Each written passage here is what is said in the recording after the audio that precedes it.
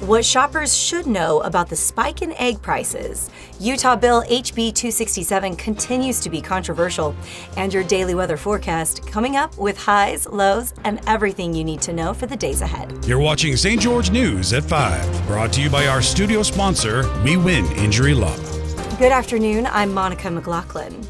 Egg prices have surged due to the ongoing bird flu outbreak, with costs rising between 53% and 41% over the past year, according to the USDA. For more on the impact and what's being done to stabilize prices, here's Maury Kessler. Egg prices have skyrocketed, rising from $4.95 per dozen in January to as much as $10 due to an overall increase of 53% over the past year. The main culprit? An ongoing and highly contagious avian influenza outbreak, which has led to the culling of over 166 million birds since 2022, drastically reducing egg supply. The Utah Department of Agriculture and Food told St. George News that restoring flocks can take up to 18 months, further straining supply. Supermarkets have also rationed eggs, while nationally some restaurants have added surcharges for egg-based menu items. Meanwhile, the U.S. Department of Justice is reportedly investigating potential price gouging by egg producers. However, relief may be coming. The USDA says wholesale egg prices are beginning to drop, and consumers may see adjusting prices just in time for Easter and Passover. Thanks, Maury. Utah unions are mobilizing to change House Bill 267, a new law that removes collective bargaining rights for public unions, by gathering signatures for a statewide referendum. While union leaders argue the law weakens workers' rights, Washington County Representative Walt Brooks defends the bill, saying it does not prevent unions from negotiating or lobbying. Brooks believes Utah's right-to-work status will keep things stable, while opponents warn the law could impact school districts and other public employees. Governor Spencer Cox signed the bill despite expressing concerns, and supporters doubt the referendum effort will succeed. A $100 million film studio led by Kevin Costner has completed its first phase near the St. George Regional Airport, creating new opportunities for filmmakers in southern Utah. We'll go to Stephanie DeGraw for more on what this means for the area.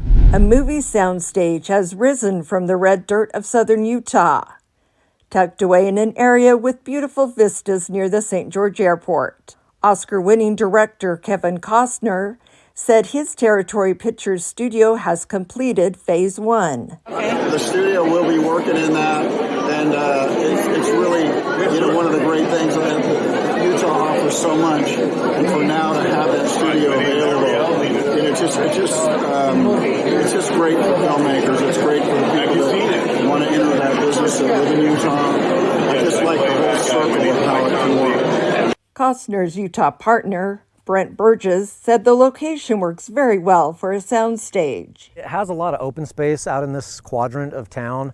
The views out here are incredible. So you can get here, I think it's about 1.5 miles from the airport. The area we're at now is Phase 1. So as you can see behind me, we have our still building.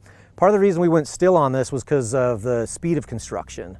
We really wanted to get something up quickly so we can continue to film Horizon in southern Utah. Burgess explained his experience working with Costner.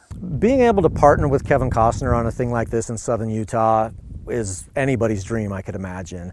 It's very surreal to be partners with him, but to talk to him, he makes you feel right at home. If you get to know him, for me, it feels like he grew up in southern Utah. He loves the American West. He loves our story. He knows more history about Utah than anybody I've ever met. So it feels right at home. Thanks, Stephanie. Let's take a look at your daily weather forecast, brought to you by Casablanca Resort and Casino. Currently in St. George, it's 48 degrees with light rain. Expect a low of 37 tonight. Now, tomorrow's high will be around 52 degrees with a low of 38. In Mesquite, a wind advisory is in effect until 8 p.m. tonight, with gusts of winds reaching up to 50 miles per hour. Right now, it's 53 degrees and raining. Tonight's low will drop to 41 degrees. Tomorrow, anticipate a high near 56 and a low of 42. For Cedar City, the current temperature is 36 degrees under cloudy skies. A wind advisory is also in effect until 6 p.m. tonight, with gusts up to 45 miles per hour. Tonight's low will be around 21 degrees. Tomorrow's high is forecasted at 38 with a low of 25. Here's Aaron Crane with your local sports update.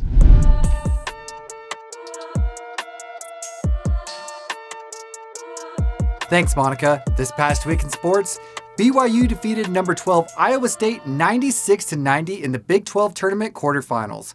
Led by Richie Saunders' 23 points and a tournament record 18 made three-pointers. Despite a big 31-point performance from Curtis Jones, the shorthanded Cyclones couldn't reclaim the lead after BYU's second-half comeback. BYU now advances to face either number 2 Houston or Colorado in the semifinals on Friday night. Snow Canyon girls and Crimson Cliff boys won the Region 9 basketball titles, with Snow Canyon finishing 36-0 in region play over the last 3 seasons. Snow Canyon's Olivia Hamlin was named MVP for the girls, and Crimson Cliff's Drake Carroll was named MVP for the boys. Pineview Jelani Ojigbuz was selected as the Region 9 Defensive MVP, and coaches also named first, second, and third team selections, along with honorable mentions. Now back to you, Monica. Now we'll head over to Sheldon and Amy for your favorite weekend adventure guide. That's right, so many great things happening this weekend at Tuacahn, some big shows. Thursday night is Jody Messina, Friday is The Temptations, and Saturday, Hunter Hayes. Wow, some great music. Over at the Hive 435 downtown St. George, they have dueling pianos.